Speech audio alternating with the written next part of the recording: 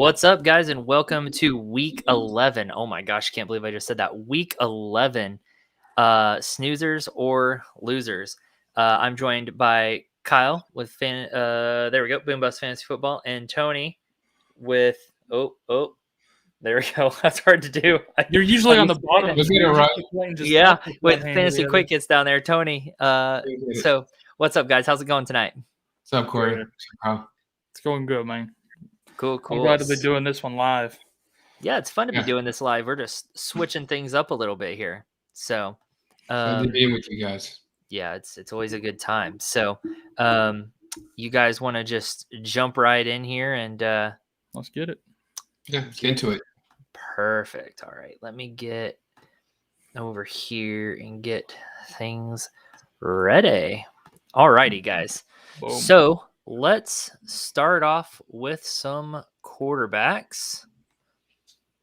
Oh, that did not work the way it should have. So I will move these down. Man, live show's way different, huh? Look at that. Didn't want to work right when man, no joke. All righty. Tony, let's start with whatever quarterback you got here. What's on your list? Yeah, I'm going to give him just kind of a softball this week in the loser section. I'm going to go with Carson Wentz. And Carson Wentz just a couple weeks ago was a snoozer for me, but he seems to be trending downward, and I think the Bills are going to be a rough matchup for him. They're going to keep that trend moving in the wrong direction for this Colts offense. Buffalo is the absolute worst matchup in football right now for opposing quarterbacks. So benching Wentz this week, I'm not expecting good things from him at all. Wentz is my Week 11 loser. Ouch. Yep.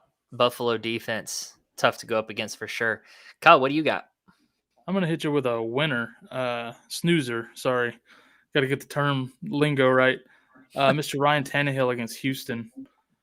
Of course, they've still remained run heavy after Derrick Henry went down with his injury. So he's had some decent outings, but not maybe what you expect against some of the matchups he's had. Last week he played New Orleans and still did fairly respectable, but he just hasn't been throwing a whole lot. I think if there's a team that you can not throw a whole lot and still be productive against, it's Houston. So I got him as a snoozer this week. Cool. Awesome. Tony, let's go back to you. What do you got? Yeah, snoozer, another easy one. I'm really looking at the matchups, and I got to tell you, I love Tua in this matchup versus the stumbling, bumbling Jets defense. Jets are a top 3 to 5 matchup versus opposing quarterbacks. And Tua, I mean, don't look now, but he's been quietly putting together a solid season. So I like Tua in this matchup against this Jets D. Awesome. Kyle, that leaves your loser. Leaves my loser, Mr. Jalen Hurts. Is that because he's an Eagle or because of other reasons? Yes. No, there's not been a lot of passing volume there for him. He's been running more. The team as a whole has been running more. New Orleans is not the team to run against. And I don't think he has a good game against his defense. So, yeah, he's a loser for me this week. Makes sense to me. All righty, guys. Let's go with my my surprise quarterback for you guys to discuss this week, and that's going to be Mr. Cam Newton. Oh, you didn't think I'd make it easy on you, did you? Tony, you laughed first, so let's let you go first. That's a great one, and I'm gonna kind of throw it right back at you the same way. I'm gonna put him right in the middle of the pack. It's not how this game works, Tony. Look, it's a nice matchup against this Washington defense. I can tell you that. But it's been out of football for a year. If anybody knows Cam Newton, it's Ron Rivera. And there was an interview he did earlier in the week where he talked about them being very familiar with Cam. They know his tendencies. I know people are anxious to get him into their lineup. I'm not quite as anxious, especially against this Washington defense because of Ron Rivera, even though it looks like a soft matchup for him. So I expect them to kind of lean a little bit more this week on McCaffrey Cam Newton might get his yards in rushing the football, but I don't expect big things from him. I'm going to put him right in the middle, maybe right around rank 15. All righty, Kyle. We'll leave it up to you to make a decision here. He passed the buck. Let's see what you got. He did. He's playing the fence. I mean, I completely agree with his assessment. I'm going to go ahead and throw him in that loser column, though, because I don't feel confident starting him whatsoever. Like you say, he's been out of football for a year. He might vulture a touchdown, but it's not going to be enough to make him worth starting. I want to see him perform before I put him in there. Like you say, people are excited to get him in there because it's Cam Newton back with the Panthers and everything. But yeah, I'm not. I think he's closer to 20 as a QB this week. I'm not playing him. Not buying into the hype too much. Dudes are not yet. I want him on my roster. I just don't want him in my lineup this week. That's fair. All righty, guys. We will move on to running backs then. And since Tony went first with quarterbacks, Kyle, we'll let you go first with running backs. What you got? All right, I'm going to hit you with my snoozer first. We'll hit James Conner against Seattle. He had that big breakout when Edmonds got hurt against San Francisco, which is a pretty tough matchup considering how well he did. Didn't do as well last week against Carolina, but still put up respectable numbers. I expect him to run all over Seattle in what is a fantastic matchup for running backs. Still not 100% sure if Murray's playing or not, but regardless, I'm all over Conner this week as a snoozer. Awesome. Agree. What do you got, Tony? Yeah, I'll lead with my snoozer also, and that's Donta Foreman. A couple weeks ago, when Derrick Henry had that injury, people were rushing out to get AP. You see people blow almost all their fab on getting AP onto the roster. And Foreman seems to be taking control of this run offense. And I like the fact that he's getting involved with the passing game too. It's definitely the running back to own in Tennessee. And he goes up against a very, very weak run defense in Houston. Houston is in the bottom 2 or 3 against opposing running backs. Plus, for Foreman, this is a little bit of a revenge game. So I like Foreman in this spot. All righty. I like it. Yeah, people spent a lot on Peterson, and here we are. All righty, Kyle, let's go back to you. Who's your loser? My loser is Zach Moss. So I was pretty big on him coming into the season. And then he just never can get past that stupid split with Singletary. This week, he's got a rough matchup. And now Matt Breida is even more involved. So now there's a 3-way split instead of a 2-way split. I'm staying far away from Zach Moss. He's my loser of the week and probably for the season. So sad. I hate 3-way splits. As if 2 aren't tough enough. 3 is the worst. It really is. All right, Tony, let's move on to you. And I know this is going to be painful for you. So let's just get it over with. Yeah, I hate to do this. I hate to throw Gibson under the bus this week. I really, really like Gibson. I like the talent. I like the opportunity there in Washington. And he did get his touches last week. He did put up a solid fantasy week. He just wasn't very efficient. And this week he goes up against that Carolina run defense. I just don't see him as an RB1. For me, he's more like a mid RB3. Doesn't provide much upside in PPR due to his limited role in the passing game. I do expect McKissick to get kind of more involved this week against Carolina. So I'm going to put him down as my loser for the week. Just pull off the Band-Aid, Tony. It's rough. I'm a big Gibson guy. Absolutely.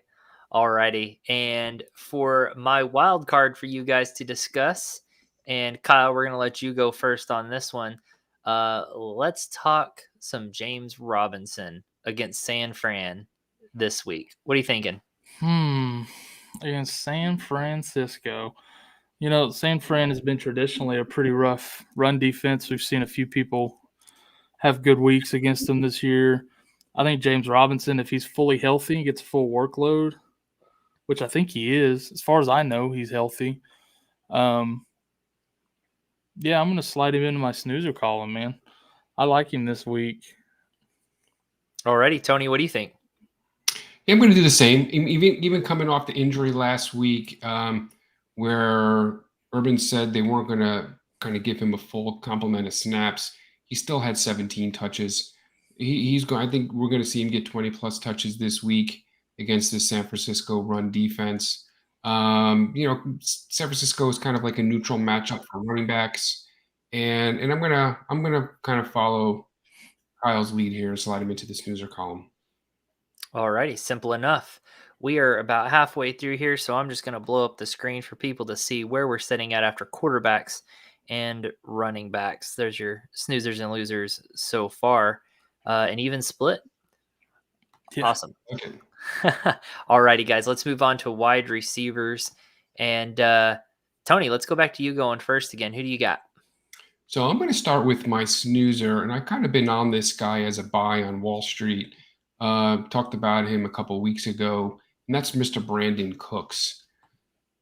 I actually made a move for him in one of my leagues and picked him up in a trade. I love him this week versus the Titans pass defense. Tennessee is a top 5 matchup for opposing wide receivers. And I have Cooks as a low-end wide receiver 1 with Tyrod healthy and coming off their bye week. Even without Tyrod for a few games, Cooks has been, over the course of the season, a top 5 wide receiver in both team air yards and target share. This guy's going to get his, and I look for him to get back on track with Tyrod. Alrighty, sounds like a plan. Kyle, what do you got? Yeah, just for the record, I like Cooks a lot as well. I'm going to hit you with my loser first, and that's Mike Williams. He's excuse me, he's going up against Pittsburgh this week. Pretty tough defense, not been playing real well. That whole offense has been out of sync. I don't think this is the week to get back on track. If he didn't get back on track last week, he ain't doing it this week against Pitt. I'm sitting him until I see something get back on track with this offense with Herbert, with Mike Williams. So, yeah, he's a loser for me this week. I think that's fair. All righty, Tony, who you got? I'm going to put a guy in who just a couple of weeks ago I was touting. This week we're going to be sliding into the loser column. That's Mr. Adam Thielen. And look, I like Thielen. I just don't like the matchup. I mean, that's really kind of what we're looking at here. Green Bay has been very, very stingy versus opposing wide receivers. They rank in the top 5 in fewest points allowed to the position. And this week is just a spot to sit him. Yeah, that's tough, sitting Thielen, but is what it is. Kyle. Yeah. So my snoozer of the week is Mr. Amari Cooper. I know he was a sell candidate for Tony on Wall Street, but in case you didn't get a chance to sell him since last night, if you still got him on your roster, this is a nice spot to play him in. Kansas City's horrible against the pass. It's probably going to be a big-time shootout this week. I really like him in this matchup to have a big game alongside CeeDee Lamb, also having a good game. And then if it's not past your trade deadline by that point, then maybe try to sell him high. But he's a big-time snoozer for me this week. Alrighty. And, there's different reasons why someone's on a sell list too. So not necessarily an immediate sell. And, I guess if you can't pull off a trade within 24 hours, you snooze, you lose. I don't know what to tell you. Alrighty, guys. So let's go to the wild card here that I've got for you guys to discuss. Tony, we'll let you go first again. And it's going to be Tyler Lockett against Arizona. Yeah, Tony, go for it. Tyler Lockett is a guy, I've seen him in different spots as a play this week. I just don't see it. I don't like him in this matchup. Arizona's been tough against the pass. And Tyler Lockett for me is just he's too boomer bust. He will give you those blow up games for 30 points, give or minus, and then he gives you, rattles off 3 or 4 for 5 or less. So, I don't trust him in this matchup. I don't like him going up against Arizona. I probably would start him. This sounds crazy with Tyler Lockett, but maybe in a flex spot. But I don't trust him as a wide receiver 1, 2, or 3. Yeah, I actually really agree with that. I'm putting him as a loser as well. The matchup's not great, but I don't think there's probably a more overrated receiver this year than Tyler Lockett. So just as an example, I got Fantasy Pros wide receiver rankings for the week pulled up over here. They have him ranked as the 16th in PPR wide receiver on the week over McLaurin, Pittman, Waddle, Cooks, Renfro. Like I don't see it. There's no chance he gets on any of my starting rosters at one of my top 2 receiving spots, which that would imply. So yeah, he's a big loser for me this week, and almost every week, honestly, because of that inconsistency. That said, just certainly he's a guy that can go off in any week. He has a very high ceiling. The problem is he also has a very low floor. Like as in 0. Well, the floor is 0. We're close. Corey, we don't have audio from you, bud. Cool. I got muted. I love the live, right? Man, I tell you, he's got that Russell Gage floor. Is what he's got. Yeah, exactly. The big old goose egg. Alrighty, let's move on to tight end. And Kyle, you're going to go first on this. Yeah, I'm going to hit you with my snoozer, Mr. Dawson Knox. So last week, he came back from his injury, playing against the Jets. Everybody expected a big game. I think he only had 1 catch. I think so. Very bad game. I don't know if it was due to his health or just worked out that way or whatever. However, this week he plays against Indianapolis. They're a tough defense, but they're actually a pretty decent matchup against the tight end. And I think because of that reason, they'll probably get him back on track this week. That's what I'm expecting, and that's why I got him in my snoozer column this week. Alrighty, I like it. What do you got, Tony? I'm going to follow your lead, Kyle. I'm going to go with my snoozer as well, and that's Mr. Dan Arnold. I don't know what it is about this guy, but I'm slowly becoming a believer.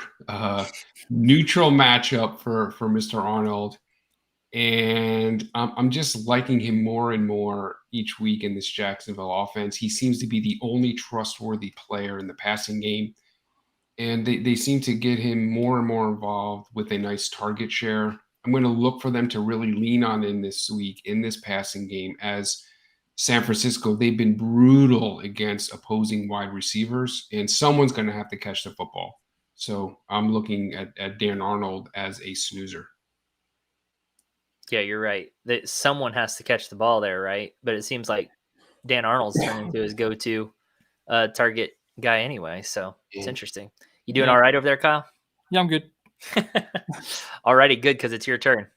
All right, well, my loser of the week is Dalton Schultz against Kansas City, which at first glance might not make sense because they're horrible against the pass, yada, yada, yada.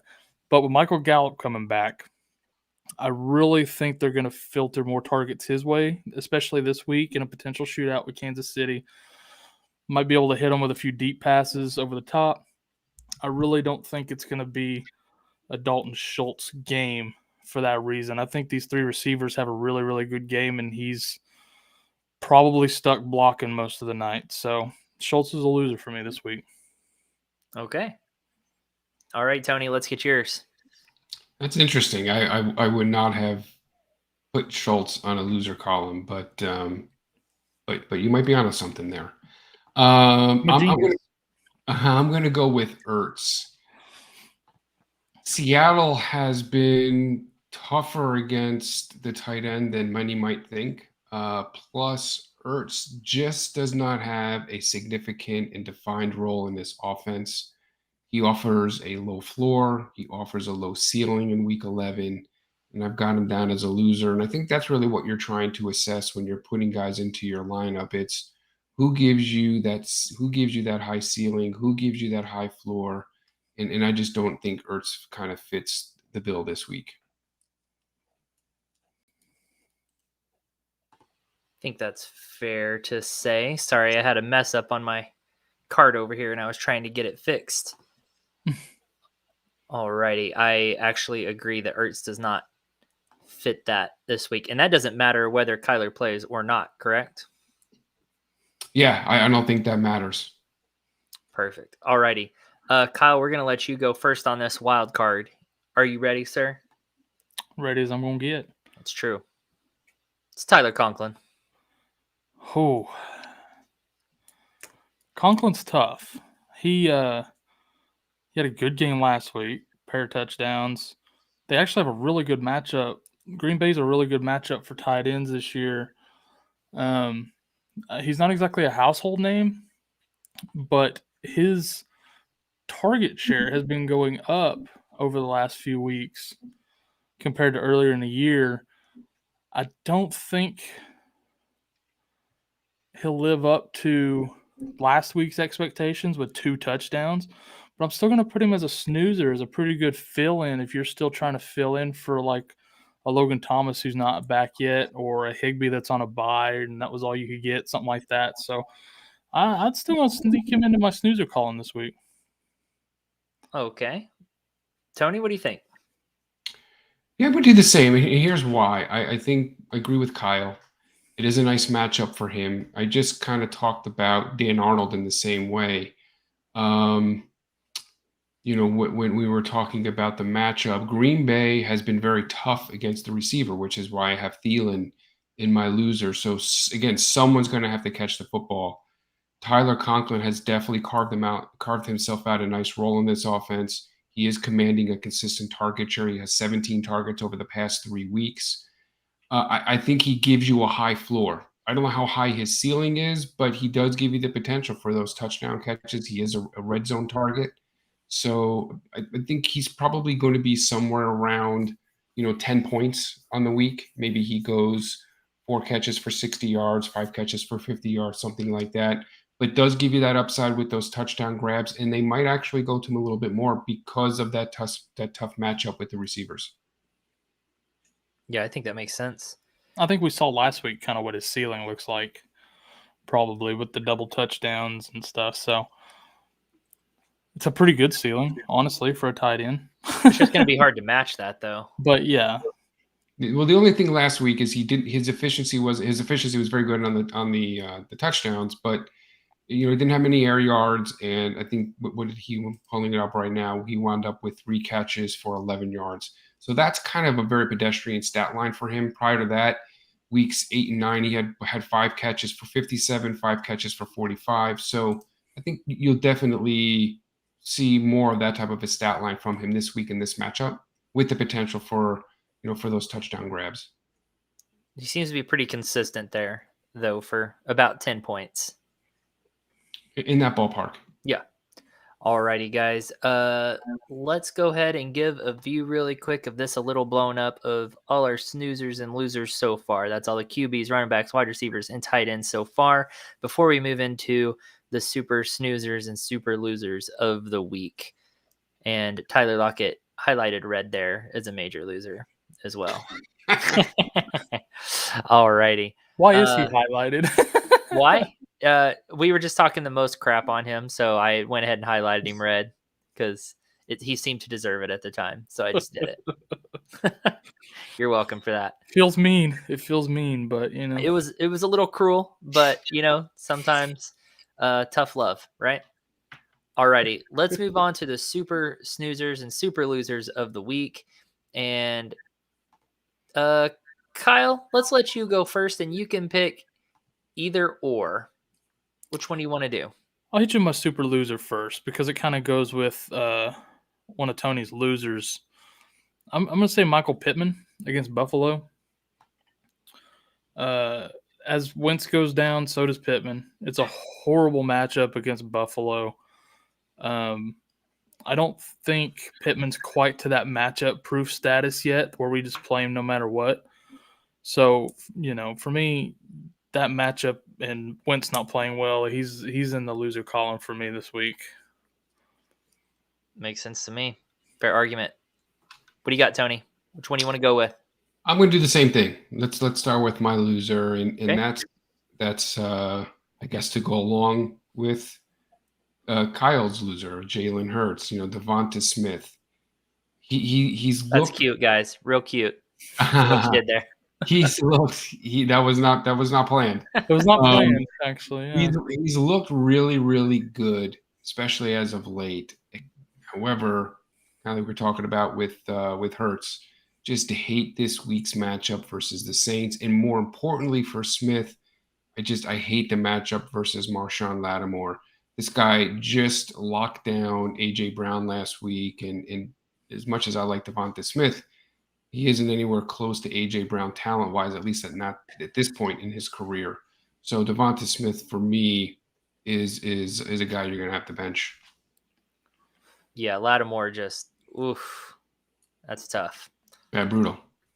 Alrighty, Kyle. I guess that brings us back to your super snoozer. Yeah, my super snoozer of the week is probably a little surprising, Mr. Myles Gaskin. He's not been playing super great. He's been getting quite a bit of volume. Last week he had 14 carries and a catch on 2 targets versus Baltimore. Not a lot of efficiency there. 31 yards rushing and 14 on the catch, but the workload's still there. This week they play the Jets, and I could see, them maybe running up the score a little bit, Tua going a little buck wild, run up the score, and I could see Gaskin getting quite a bit of volume maybe towards the second half, and maybe racking up some trash yards. So I got Gaskin as a snoozer this week. That is interesting. All Alrighty, Tony, what do you got here? Tell us about AJ. This is more of an obvious guy, but I think I like him even more than others might like him, and that's AJ Dillon. Now, I was a guy who had stock in Aaron Jones, and unfortunately, in one of my leagues, I did not cuff him with Dillon, so I'm a little bit panicked. It's tough. And I was not able to get Dillon in free agency. So without Jones, Dillon will undoubtedly be the workhorse running back here. There isn't anyone that is going to kind of steal any carries away. He is a surefire RB1. I would even put him in top 5, top 3 potential. Yeah. I expect him to garner 20 to 25, maybe even more touches. The Minnesota defensive line is banged up. They've been down some players, and I see Green Bay taking advantage of that this week. You saw how much they like to ride this guy last week when Aaron Jones went down. They seem to feed off his energy. He does a tremendous job pounding the football. I've been calling him Eddie Lacy 2.0. So I'm going to roll out. I love that. And you got to be ecstatic if you were able to get Dillon. It is clarified, at least for the next couple of weeks, this running back position in Green Bay, because you're not worried about Jones and Dillon canceling out each other's value. And I'll be honest, I don't think Jones is going to come back to week 14 because they have the bye week 13. Doesn't make sense to rush him back a week early just to go into the bye. So I think they rest him for the next 3 weeks and then bring him back week 14. So you got to be happy to have Dillon for the next 2. Yeah, no doubt about that.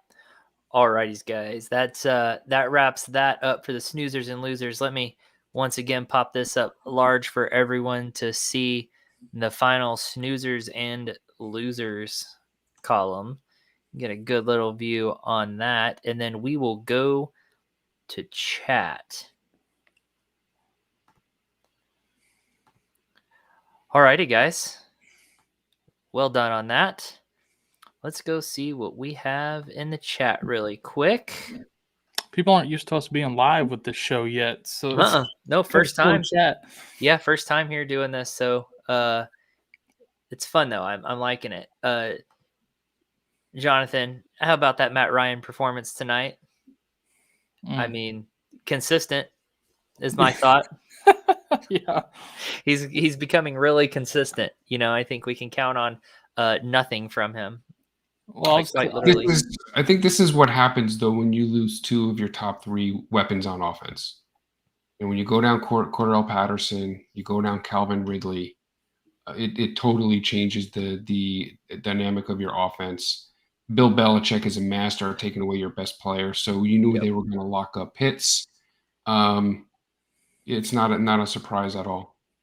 Well, it's like I was telling Corey before we went on air. I think the Cowboys just broke their spirits last week, and they just couldn't rebound. I mean, I think there's probably a little confidence shake there with Matt Ryan, but again, how can it not be? Like you said, you don't have your Tony's top right. weapons, so it's like, how are you supposed to have confidence coming into a game like this where you still don't have any of your top weapons, and you just came off of a horrible performance where you got dominated? I mean, that's tough. It's all of that plus. Just imagine being a rookie head coach going up against maybe the best coach of all time in the NFL. So, he got out coached tonight. They just were not game planned right. They totally dominated them both on offense and defense. They did whatever they wanted. That's rough. Alrighty, let's see. Roy says if 49ers get their mojo back, are they contenders this year?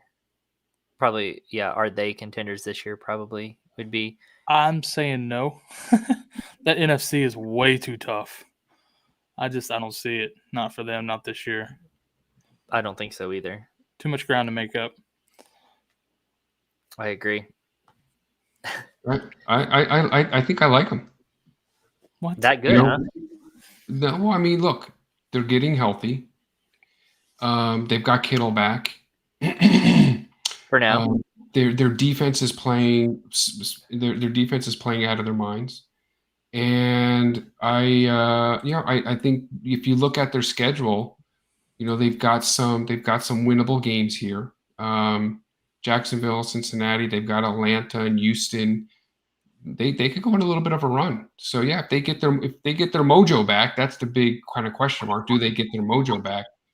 But they certainly look really good against that Rams on Monday night, or was it Sunday night? When did they play?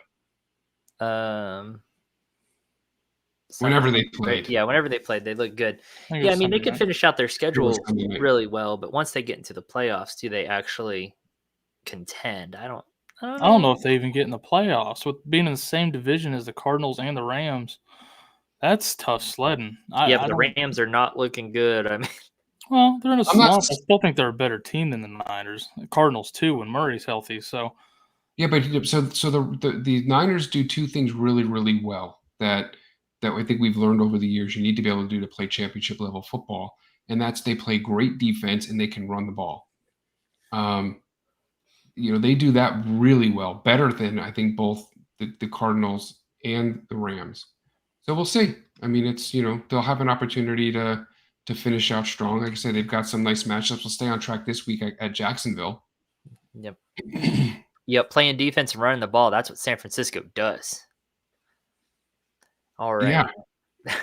It really is. I just don't think it'll be enough this year. That's just adding Kittle back into the mix totally changes their offense. Oh, it helps them so much.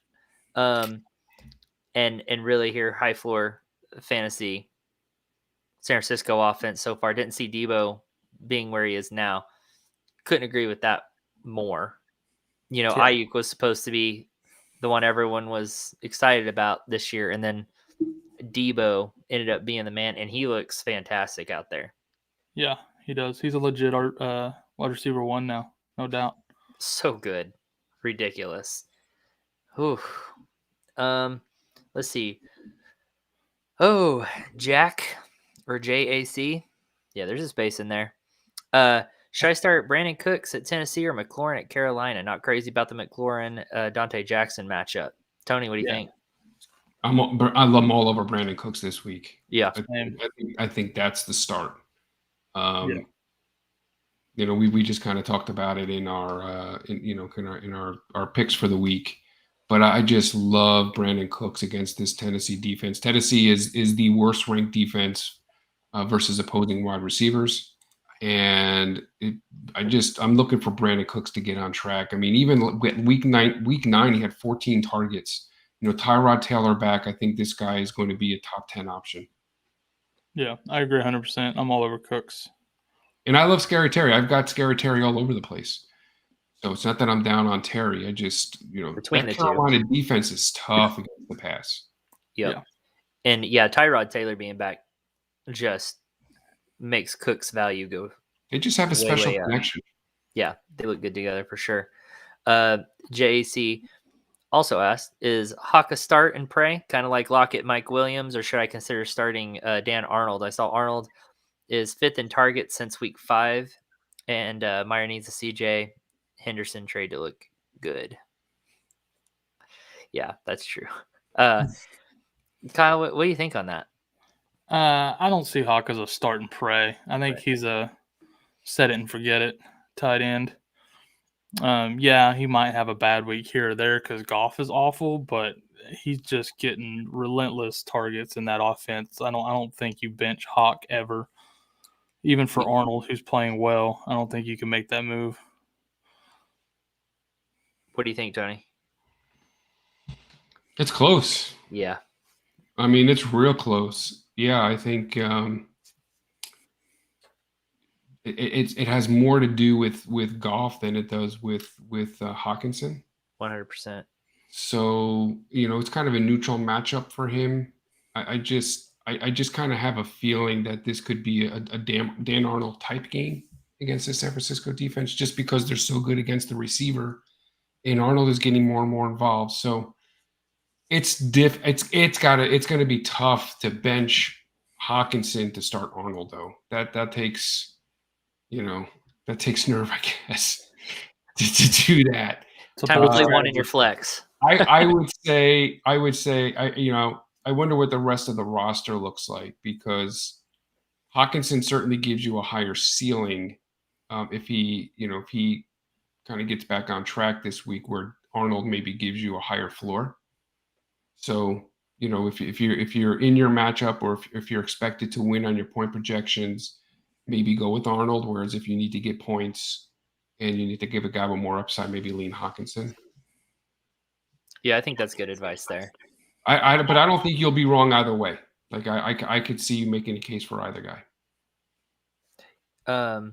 He says, thanks for the advice. I had Cooks over McLaurin this week, but which one do y'all like overall for the rest of season, assuming Tyrod Taylor stays healthy?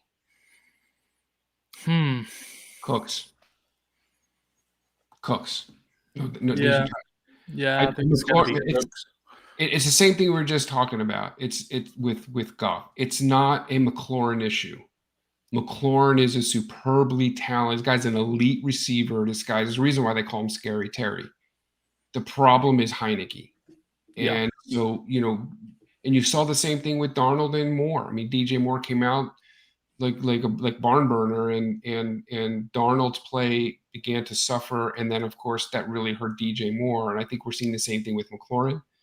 Heineke just cannot connect. He's not a good enough quarterback for McLaurin to kind of hit his potential. Where Cooks, on the other hand, is getting those air yards, he's getting that volume, he's getting those targets. Tyrod's been very efficient and very accurate with him, so I like Cooks.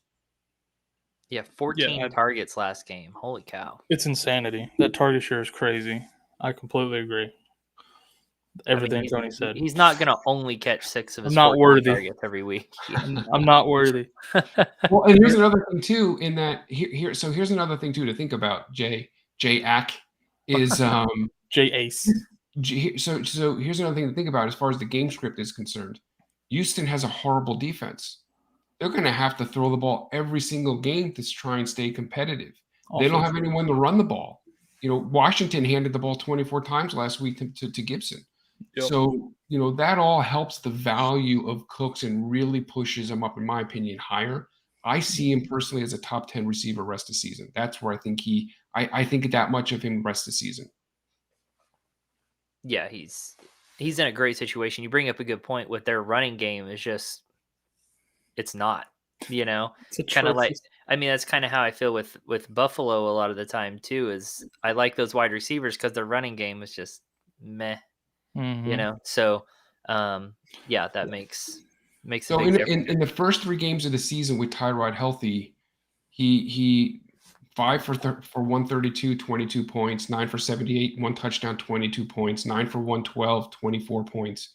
Those were the, just 3 games in a row. He's averaging 22, 23 points a game. Yeah. You gotta love that. Yeah, it's wild. He also asked, I like Tannehill matchup against the Texans, but does Jalen Hurts run floor make him a set it and forget it QB against a good Saints run D? So I just want to say, it's clear he just got here. Yeah. But he did literally pick my snoozer and my loser for the week. Yeah, you're starting Tannehill against the Texans, not Hurts against the Saints. Just to pull that back up, that's what that looked like. From the first half of our show, we went through snoozers and losers. You can watch that back for some in-depth analysis on Better those. late than never, though, huh? Yeah, thanks for joining us, man. We're happy to Appreciate you have you being for here. sure. I'm gonna bust your tail about getting here late, but I did. No, you're good. We're just giving you a hard time, man. We're just giving you a hard time. Thanks for joining up with us. No, it's good to have you here, J-Ack. Yeah, it's a lot of fun. How do you pronounce that? Is it J-Ack, Jack, Jace? What's going on with that? J space AC. The space in the middle's throwing us off, man. I'm sorry. You got to help us out. Give us some phonetics on that here. It's jacked up. No, it's J-acked up. There you go. It's something like that. Just Yeah, J-A-C then. So just J-A-C. We'll just go with JAC then. Okay. We can do that. Still that space in there. That's what's throwing it off. It's not the first name on here that we've had trouble pronouncing, so won't be the there's last. I'm gonna roll with J-Ack. Jack, it is. Good enough for me. Oh man, are there any more questionable players this week that you would like to talk about, guys? What position? Are there any guys you just have kind of on your mind or question marks around this week? Yeah, I can give you another one. Russell Wilson. Yep. That Arizona defense they didn't look good last week, and Right. I need to see Russell Wilson healthy, and I don't know where his hand is at. I haven't read anything about him this week, but I'm a little bit nervous about Russell Wilson, and I own Russell Wilson. I've got him in a 2-quarterback league, so he's starting for me. But yeah, I'm a little bit nervous about Russell. Yeah. How do you guys feel about Elijah Mitchell with that finger? I mean, it still looks like he's going to play. They're still saying he's going to play anyways, but he's not practicing. So I don't know what hand it's on. Could just be coach speak talking about, yeah, he's going to play. He's doing fine, whatever. And then he could end up sitting. If he plays, I love the matchup, but definitely keep an eye on that injury report. Yeah, so that's a good point, Corey. You don't know what hand it's on. You also don't know what finger it's on. Right. And both of those things make a really big difference. I'll tell you a guy who I'm also concerned about, and I think a lot of people are concerned about, and that's Kamara. Mm-hmm. So, in kind of flip side of that is, a lot of guys went out and dropped Ingram. Not me. Yeah. On waivers this week, thinking that just assuming that Kamara's coming back, and it doesn't look like he is. I don't think he's coming back this week. No, I don't So think you got to be concerned. You got to be concerned about Kamara. Yep. And hope that you have Ingram. If he's on waivers, go grab him because he's a nice start this week if Kamara's out. Oh, absolutely, against Philadelphia. Sure. I got one for you. Okay. What about Eckler against Pitt? That matchup's rough, and he's been struggling a little bit with the rest of that offense. I mean, I don't think you can bench him, but you're definitely tempering expectations this week for Eckler. Maybe more of a RB2 or a flex there instead of your normal auto RB1.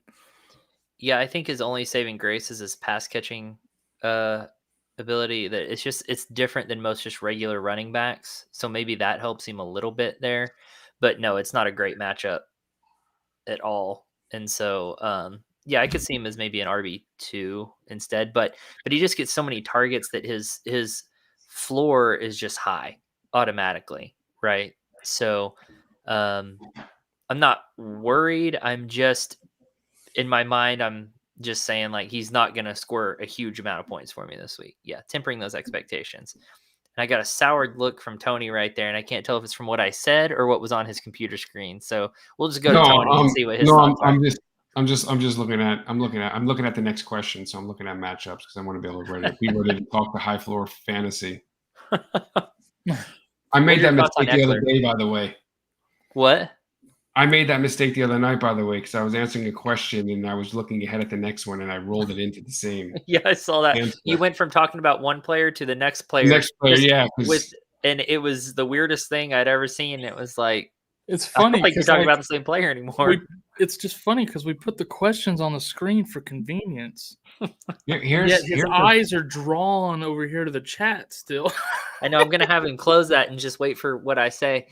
Give you us guys your have thoughts to on remember Eckler. that I'm the old man here on the stream, and the older you get, I'm over 50 now, and so my brain, you know what a sieve is? You know what you ever seen this? You know what a sieve is? Uh-uh. You know when you boil spaghetti and you have to pour it into the thing where you get all the water. Oh yeah.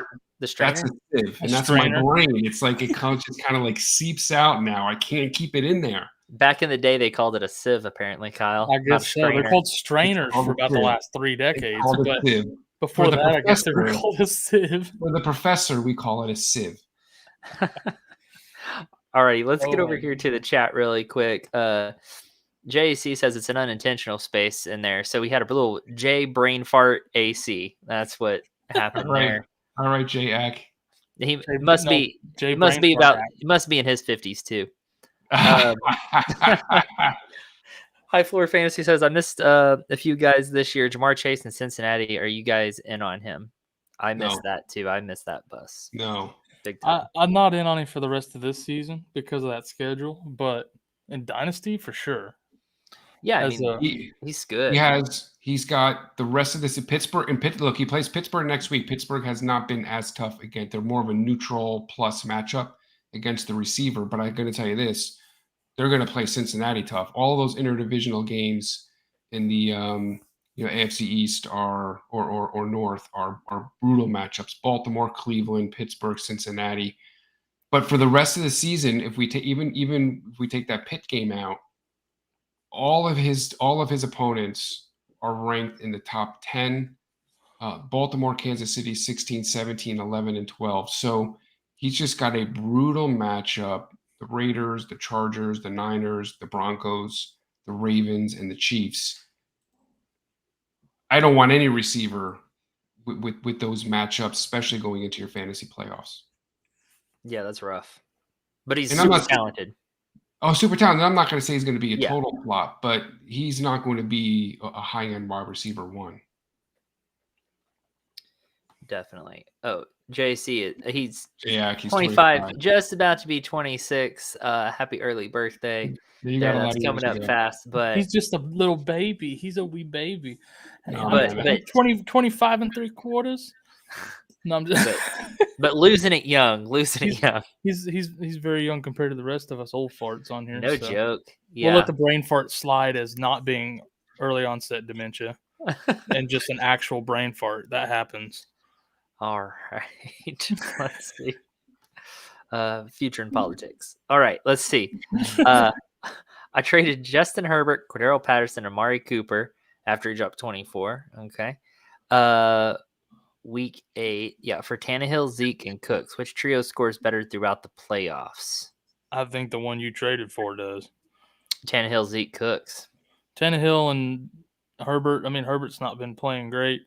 Their schedules are pretty much the same. They're pretty neutral over the rest of the season. But I'd rather have Zeke Cooks over Patterson Cooper. Is Tannehill? I'm looking up his schedule really quick for the playoff. I mean, Pittsburgh, San Francisco, Miami. But Herbert has a pretty decent schedule, if I remember correctly, in the playoffs there. Sorry, I'm reading. High Floor Fantasy is my new favorite guy. Dude, yeah. So, he even knows how to spell C. You even spelled it right. I love it. Man, just since we're talking about it, I'll come over to that really quick. Right now, his knows what a C is. Jesus. Old people. Old people are so cute. Next thing you're going to tell me. Yeah, next thing you're going to tell me is that little thing on the phone is a pound sign and not a hashtag. Okay, let's just. Whatever. So yeah, Herbert's hitting a little bit of a sophomore slump. He does have a nice schedule down the in the fantasy playoffs. But I do like your end. I don't trust Cooper rest of the season. No, not with CD coming on like that. Well, not just with CD, but with Gallup. Gallup to me totally changed the dynamic of that offense. Cooper seems to always be dinged up. He just can't stay healthy. And Cooper, look, he did drop. He's dropped this 24 in week 8, and he's going to have his occasional game. But to me, he's not a plug and play. I love Cooks. I'm all over him rest of the season. Zeke, to me, Cord Patterson to Zeke is an upgrade, and so I'm not down on Tannehill. Tannehill, a lot of people don't know Tannehill. Last year he finished as the QB7, so he's sneaky good. Tannehill. Yeah, he had a rough start to this season. So right now he's currently sitting at the number 12 quarterback. But most wouldn't guess that. Right. Yep. Most would have him much lower in their heads, probably around 20 or something. Mm-hmm. But that's just not the case. So, yeah. 49 and knows what a sieve is. Get out of here. That is a weird whatever. Anyways, what's James Conner's value once Chase Edmonds returns, you think? I think it's going to go similar to what it was before. Here's the big question, Jack, is who knows when Chase Edmonds is going to return? He went on the short-term IR. We don't know when he's going to come back. We've seen guys go out on the short-term IR and stay out longer. Look at McCaffrey. Although McCaffrey had a second injury, but I'm trying to think of a Kareem Hunt now. It looks like he's going to be out extra weeks, and so there's a chance Chase Edmonds misses more time than we're expecting. And Connor is still going to have value. He gets those red zone looks. Let's look and see what he does over the course of the next 2 or 3 weeks, and he might really carve out a nice role for himself moving forward. Yeah, I agree. I think it'll be similar to what it was before. Maybe relegate Chase Edmonds to strictly passing downs. I don't know. It depends, like you say, how he does over the next few games. If he's playing well enough, there's no sense in taking too many carries away from him to go back to Edmonds. Not like Edmonds was setting the world on fire. So right, and Connor was already getting the red zone opportunities. He was getting all the touchdowns. So yeah. I mean, he's going to lose touches back to Edmonds, but I feel like he's still, in my opinion, he's the running back to have there even when Edmonds is back. Yeah. So might as well hold on to him. I feel bad for Edmonds owners. That's what I feel bad for, because for real, woof, that's rough. A lot of injuries this year, though. Yep. Yeah. Speaking of injuries, should I expect anything from Chris Carson if he does come back from IR next week? Oh, if he comes back from IR, I mean, I'd expect by then he'd be ready for close to his normal workload. I mean, they're obviously going to be very safe with him because of the nature of his injury. And so by the time he comes back, I expect him to be ready to, like you say, have at least 75-80% of his normal workload. So, and if he reacts well, he'll go back to normal. I think he's still going to be a real mid to top, maybe RB2 when he gets back. I'm curious to see what Tony thinks here. I just don't see it. Pete Carroll has already come out and said, and I know this because I've had Chris Stock and Chris Carson, and I moved them, but I've kept an eye on him throughout this process. I do own DK and I do own Russell, so I've been watching this very carefully. And Pete Carroll has come out and said that his neck is not responding and healing the way they had expected and anticipated. This neck is an issue. I don't expect him to come back anytime soon. I think there's a chance that they can shut him down for the season. I just don't want any part of him at this point. You're not going to be able to move him, but I don't think that he's going to be a dependable running back at any point again this season. I don't know that how much I know about, other than the neck injury does sound pretty serious, and that makes me nervous if it's like a chronic type thing anyway. The only thing that makes me hopeful is that he has a really easy schedule, so if he comes back he could have a good playoff schedule there. Rest of the season schedule, like for running backs, is really good there. But man, that being a neck injury and not exciting at all, that makes me really nervous. So I personally I traded away Chris Carson tonight. because I didn't trust that I was going to get much out of him. But I also traded away Alex Collins. But Alex Collins is not as good a running back, so you're not going to get that same production. It's I'm not trusting Chris Carson this season. And then in Dynasty, I don't know either, because what's his career look like? Well, because I hadn't seen those comments Tony was saying about, and I started to point the wrong way, that Tony was saying from Pete Carroll. I hadn't seen those, so that's new information. All I keep seeing is, oh, he's going to practice and he's getting better and we might see him back, and that's all I've been seeing. So based off that, that's what I was making my information. I don't know. I don't think anybody knows 100% except for Pete Carroll, and if he's saying that, then I trust that. Well, another thing, because Jack makes a good point. He is at least in the first 3 games, I think that's where you have to go to look to see what Carson's value is. And in the first 3 games of the season, I guess you could call him touchdown dependent. Just wasn't getting many opportunities, many carries in this offense. They definitely, this is a pass first offense. I know there's big talk in the offseason and going into the year, letting Russ cook. And so I think you're going to continue to see that. I do not anticipate him having any real value, because I know your question says if he comes back from IR. And so if he comes back from IR, which is also a very, very big question mark, they could definitely spell him at split carriage. You could see a committee backfield. But even in the beginning of the season, when it wasn't a committee, you're talking 10 to 12, 10 to 15 touches a game, which is not very many. So you're looking at a low end RB2, maybe mid RB3 type guy at best. Jack also asked, does Alex Collins retain any value on my bench then? Carson is hoarding my only IR spot, and Alex Collins is wasting space on my bench. That's exactly where I was at with him. So what are you expecting this guy to do when he comes back? Are you really relying on him and depending on him as a contributor to your team once he comes back from IR? I wouldn't want to be in that position. If not, trade them together. Which is what I did. I just traded him as a package because I wasn't starting Alex Collins, and I didn't trust Carson to be worthwhile when he did come back.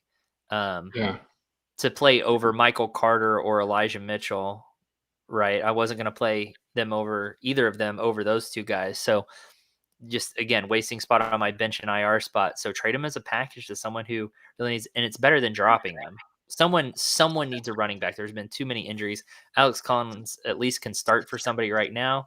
And then maybe there's enough hype around Carson coming back. There's enough talk about it and chatter about it that maybe someone is hopeful and isn't coming on our show and listening to our expertise. I'm smiling. You can't see it right now, but I'm smiling when I say that. He's been out 7 weeks. He hasn't played. When was the last time he played? I think when did I trade for him, Kyle? It was then. Kyle traded him to me, and then he was immediately out. He went out. Judy too. He's been out since week 5. So that's rough. I talked earlier today with a friend of mine about DeAndre Hopkins, and I'm real big on DeAndre Hopkins, and I think he's a great buy low candidate, but got to be really careful taking on injured players. It's kind of can be concerning. Yep. High Floor says Alex Collins in Seattle is a sit for me, and Carson with that injury is a huge question mark. Yep. 100%. Yep. Jack also says, yeah, Pete flip-flops every week when I interview about Carson. It's because Pete Carroll can't be honest about anything. That's true. but part of the problem here is this is not, to kind of talk about Chase Edmonds, and this is not a knee injury like a strained MCL like Aaron Jones has had expected recovery 1 to 2 weeks. This is a neurological injury. This is his neck. And so there are so many question marks around a neurological injury like a neck that it is. I don't know that Pete's flip-flopping. It's probably, kind of their thoughts on it changes from day to day because of the type of the injury it is. Let's just face it. Seattle doesn't run the ball when they should anyway, so it doesn't really matter. No, that's true. That's also true. If Chase Edmonds does come back, who would you feel more comfortable with starting as a flex in the playoffs, James Conner or Damian Harris? Conner. I think. Let me look at. I don't even care what the schedule is. I'm trusting Connor over Harris. Well, especially with Ramondre Stevenson coming on. Oh, yeah. I mean, what, Kyle, did you say earlier that they were looking at a 50-50 split?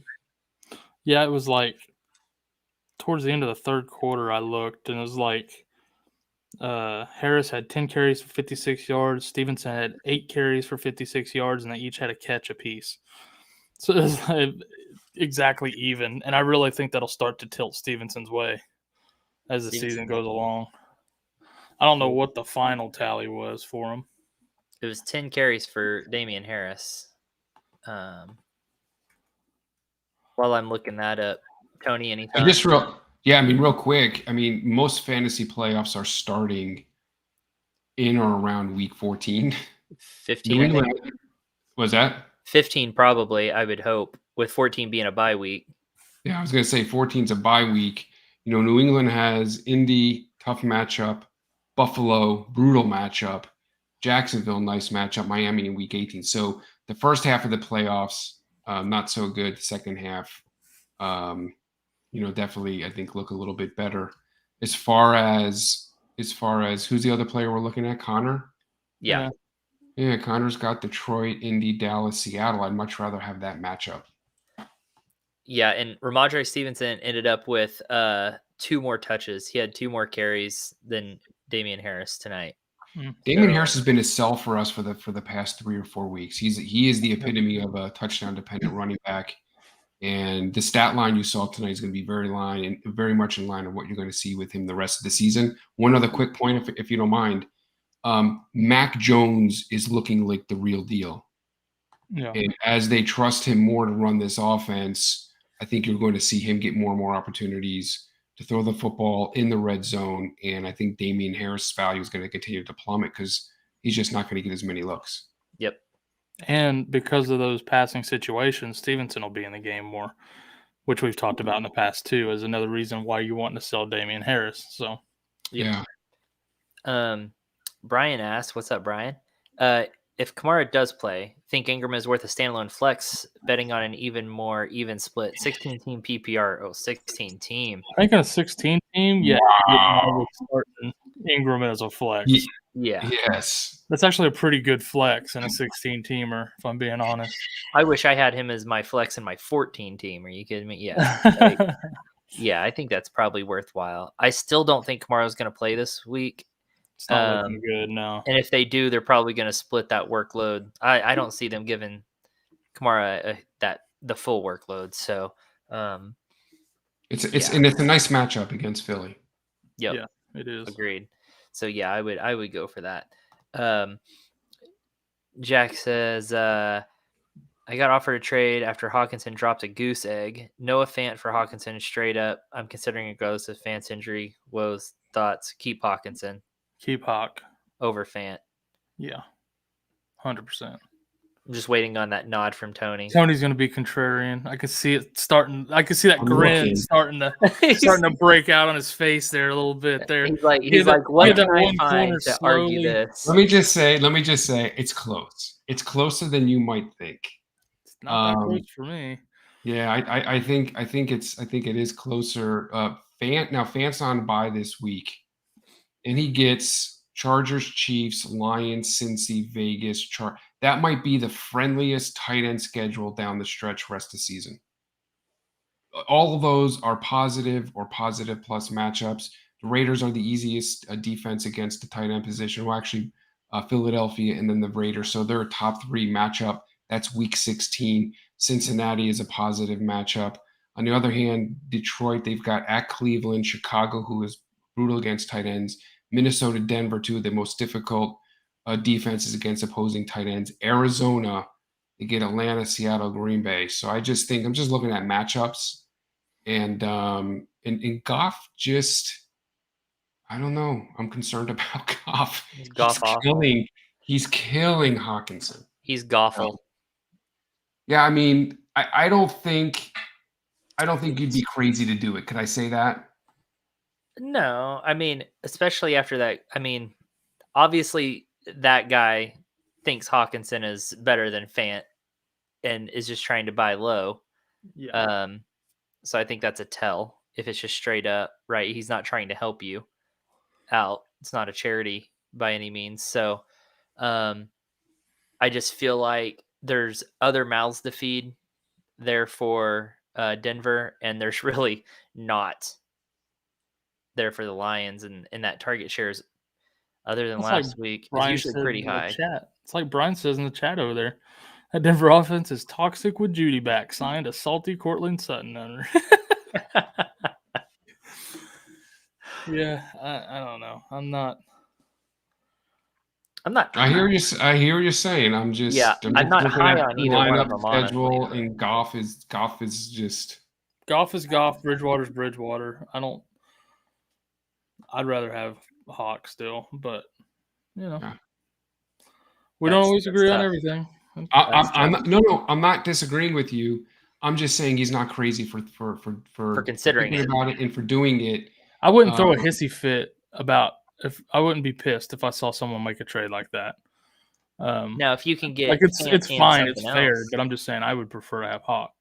Now, if you can get Fant in something else, like what else, Kyle? Like a Buffalo defense, like a Bills defense. Oh, alrighty. Let's move on. Let's see. For other flex, I think this is for that same 16-team PPR one. Big play potential of Donovan Peoples-Jones or hope Marcus Johnson has another 15 in him. If you're talking about this week, yes. Okay. Peoples-Jones is injured. Marcus Johnson, I believe, is healthy. Yeah. So I'm very concerned. And playing against Houston, so I'm rolling Johnson there. Yeah, I'm really concerned. I do DFS, and I think one of the things that I've really kind of learned over the years is try to stay away from guys who are injured going into the game. If you have to choose between a healthy guy and an injured guy, you're gonna pick the healthy guy. In Donovan Peoples-Jones, I'm pretty sure it's a groin injury he has. That can sneak right back up on him. So the one thing you don't want to do is plug a guy into your flex looking for big play potential, and halfway through the first quarter, he re-injures his groin and comes out of that game. Yep, it's a groin injury. Eek. It is a groin injury, yeah. So that's tough.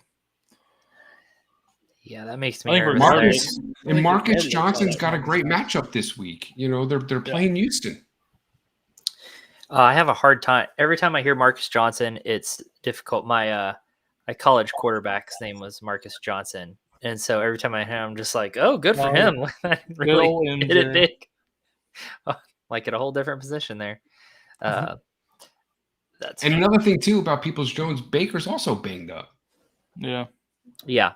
That Cleveland offense is tough if it's not Chubb right now. That's a team that wants to run the football. They're limiting Baker's passes, his attempts.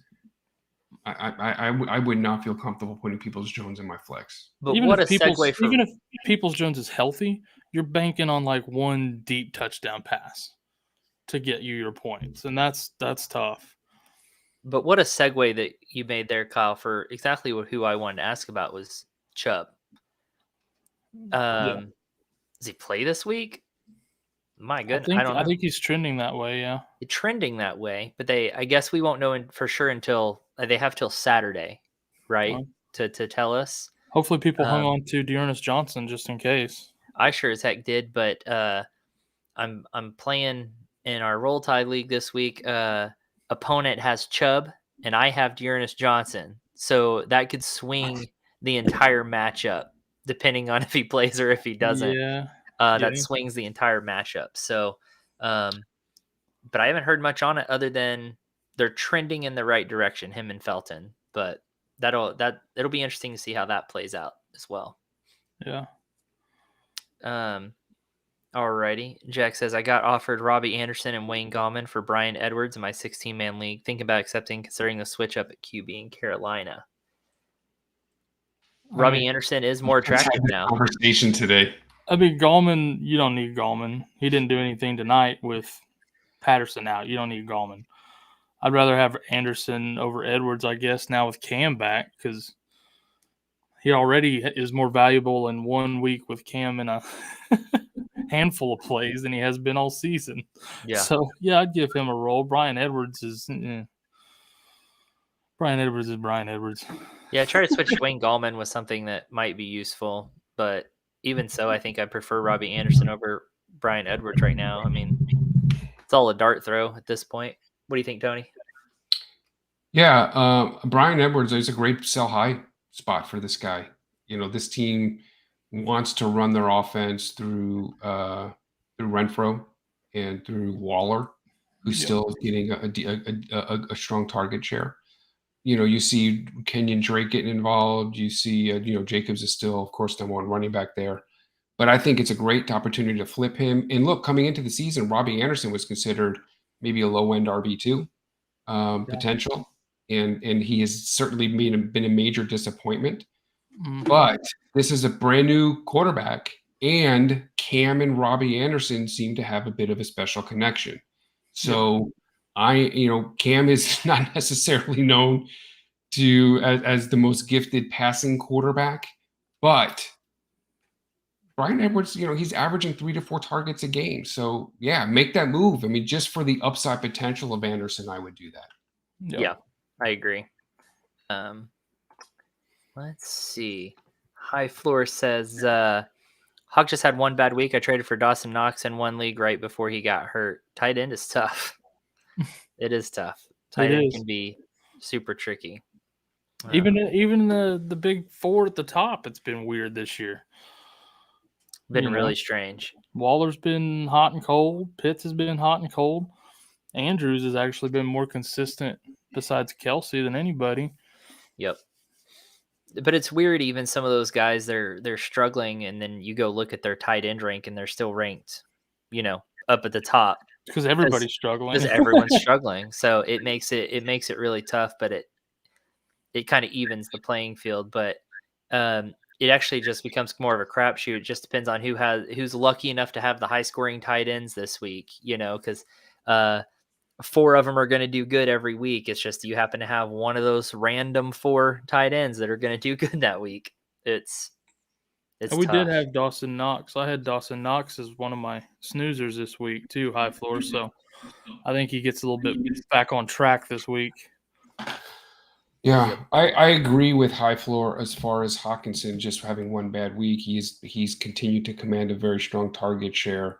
The problem is Goff seems to be regressing right in front of our eyes, much as Sam Darnold. And I didn't think it was possible for Goff to get worse, yet he does it every week. Yeah, and he's got this injured oblique. He's not been practicing, so I don't really know the extent of that, how much time he could miss. And so you have to factor all those things into how you value Hawkinson. Based on talent alone and potential, Hawk. But you have to factor in these other things as well. Yeah. Brian over here says, I traded for Dalton Schultz last week.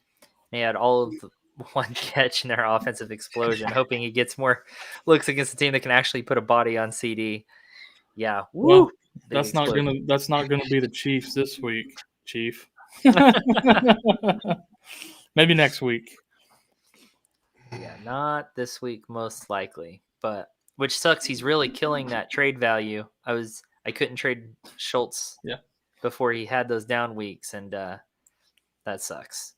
But maybe he'll work his way back after this week with some easier matchups. But I don't think this week is the week for him either. So, all right, guys, I think that's going to do it for tonight. Let's call it. Let's give everyone another look at our snoozers and losers board that we did for the first 30 minutes. Those are snoozers and losers for this week.